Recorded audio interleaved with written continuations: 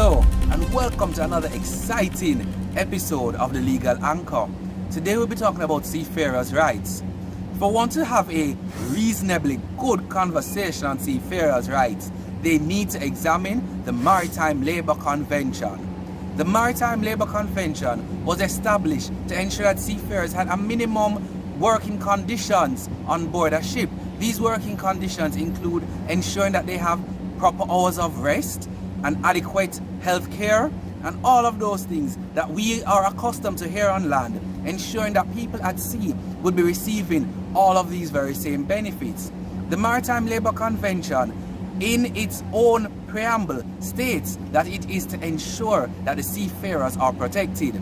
In protecting of a seafarer, this means that we need to look at how this MLC was established. The MLC was established because there were laws before this on how seafarers should be treated. However, these laws were very disjointed and some of them conflicted each other.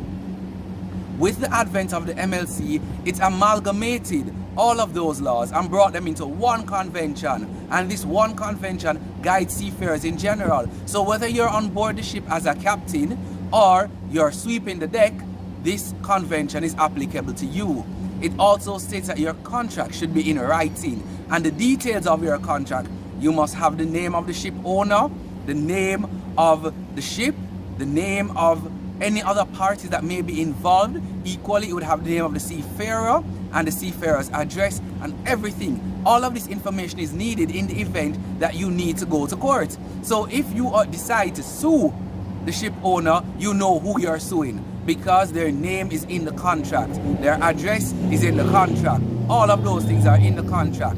Equally, the person will know the role that they're being employed on the ship to do. So therefore, we know what is expected of the person. The person will not go on board the ship and suddenly be given tasks that are way beyond what they were expecting. Because once again, the MLC lays down that you must be hired for the job that you want to do. In also speaking of being hired for the job that you want to do, we also see that the MLC states that parties to this must uphold their standards and they must uphold each side of their contract.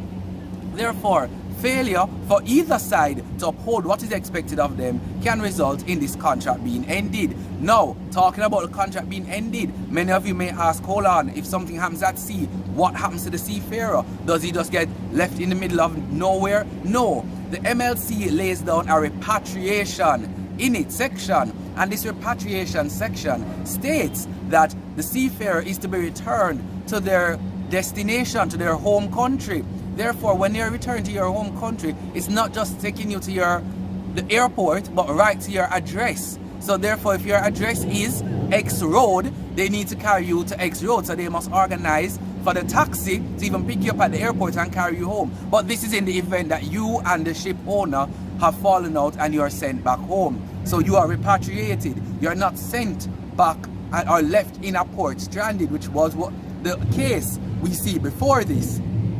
So we see that seafarers have a myriad of problems that they can face while on board the ship. They may have a problem with the ship captain. How do they deal with that? The captain is the premier of the ship. Many persons might say there's nothing you can do. Yes, there is. You can make a complaint to the nearest port. When you reach the port, the MLC lays down that the port control officer is the one who is in charge, and you can go to the port control officer and report any problems that you may have on board the ship, and the port control officer must record this problem and try and find a way to have it resolved. So we see working on board a ship is not as easy as many persons may think. However, there are mechanisms in place to protect the seafarer. A written contract is always the first step. And in having this written contract, you must ensure this contract is read over by an attorney at law. All seafarers should ensure before signing this contract, it is read over by their attorney and their attorney gives the approval, because there are certain little intricacies that they may overlook. And we see that the seafarer needs to be protected from before he or she goes on the ship all the way to while they're working on the ship and even off of the ship. So the contract is their lifeline, as we call it, with the ship. And with it being your lifeline, you need to ensure that it is properly done. You do not want to find a problem when it is too late after you have signed. So make sure it is signed proper and read over before you sign, and get an attorney to assist you. So with that said, you understand that the Maritime Labour Convention is the most important convention for the seafarer and must be understood by the seafarer so as to ensure that their rights are not being breached. Further reading of this can be done of the Maritime Labour Convention, which is available on the internet. I thank you for your attention.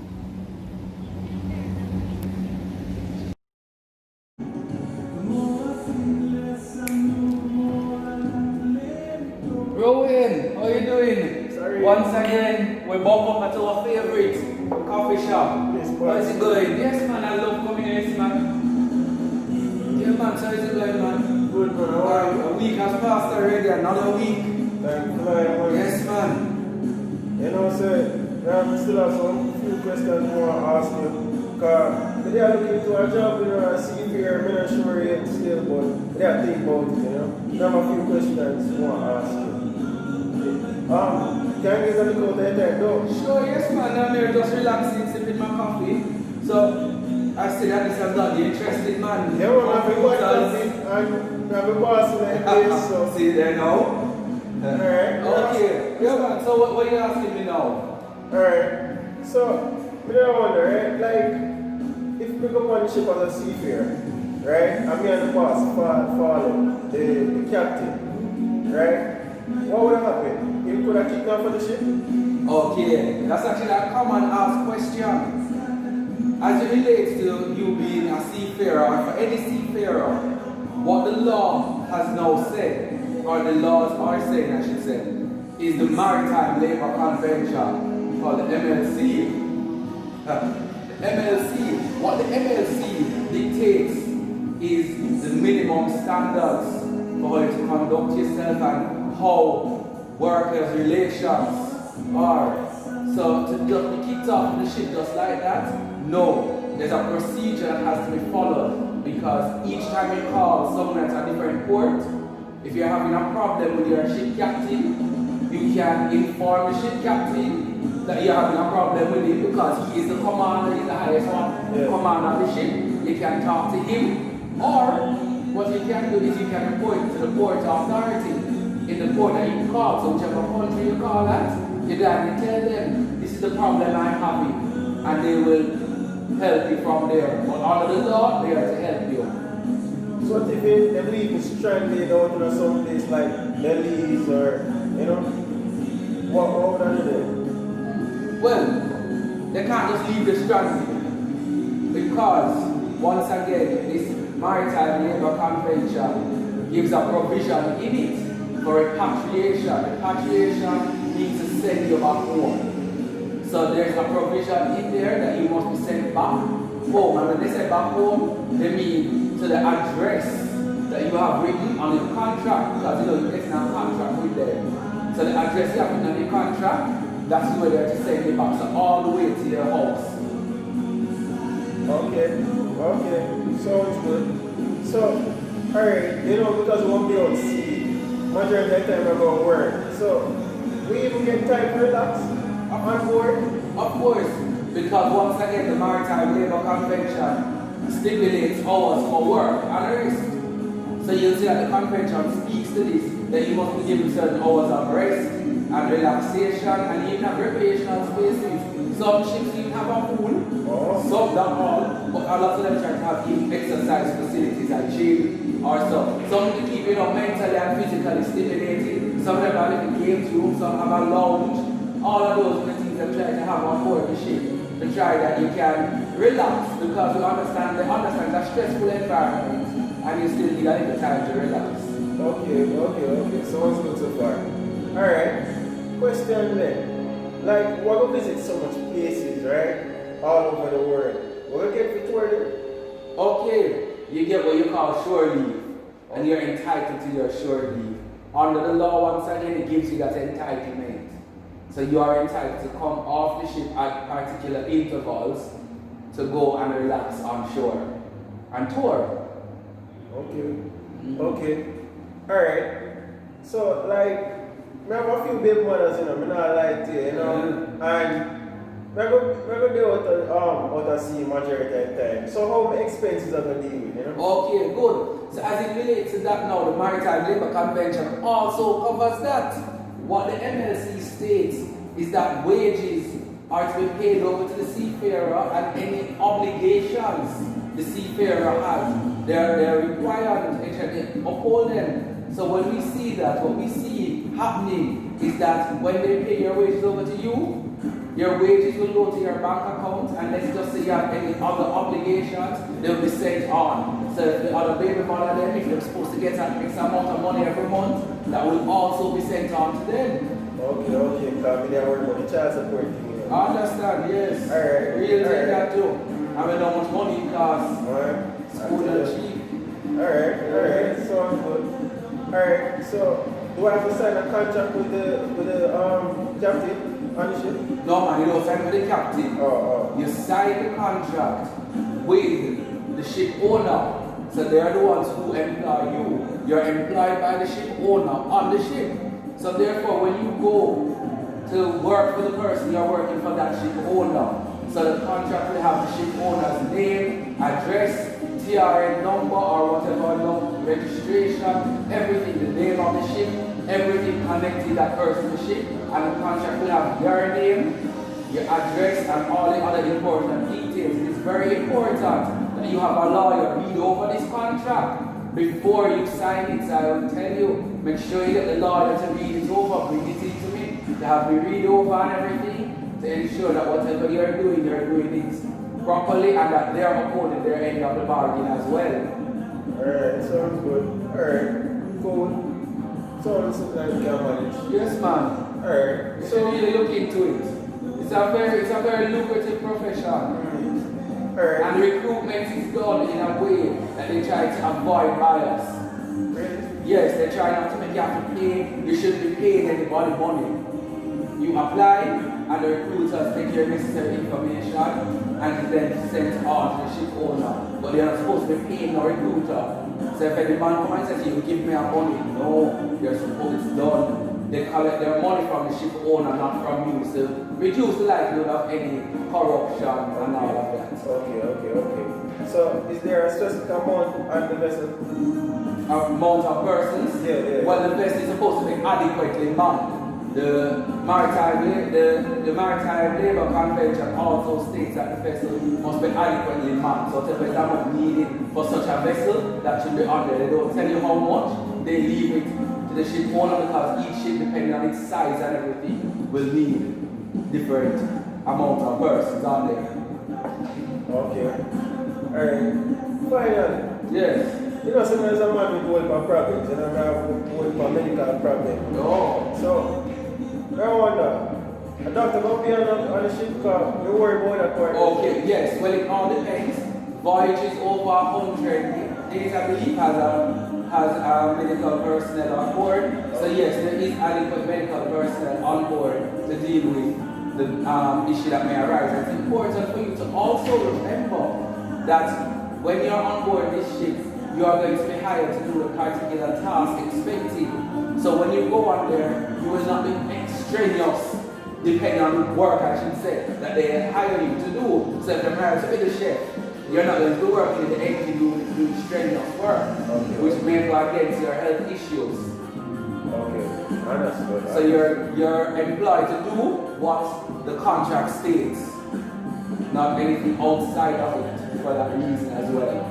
Alright, sounds good then. I'm going to apply for the job and Yes, make it man. You should, and all the best. More money. Yes, sir. Yeah. Really care. Yes, man, definitely. Alright. You talk, man. Alright. Yes.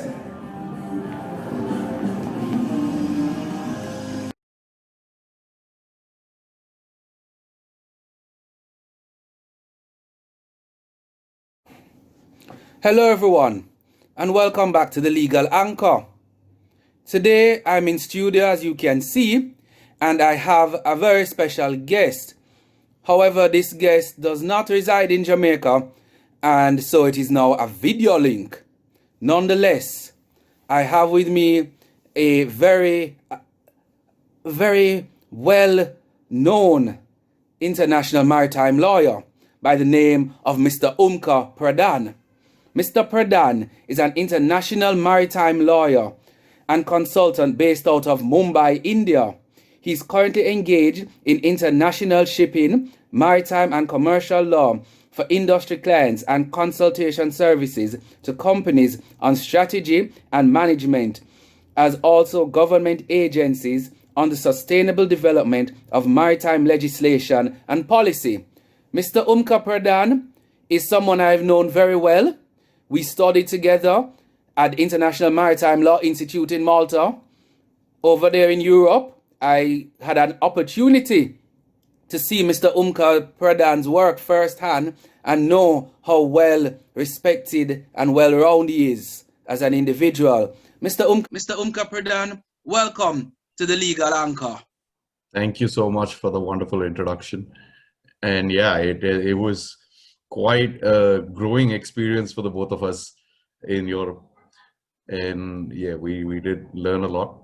We plan to put everything in practice in the best way we can. And Yes. yeah, and this is a fantastic initiative, the Legal Anchor. Thank you. Bringing up, it puts the limelight on a lot of the background work that's being done by lawyers, by people in the industry, because a lot of people know about cargo ships, but they're not exactly aware of the details and the complex nature of the business itself. So it's a very, very fine initiative to get more and more people involved into the industry.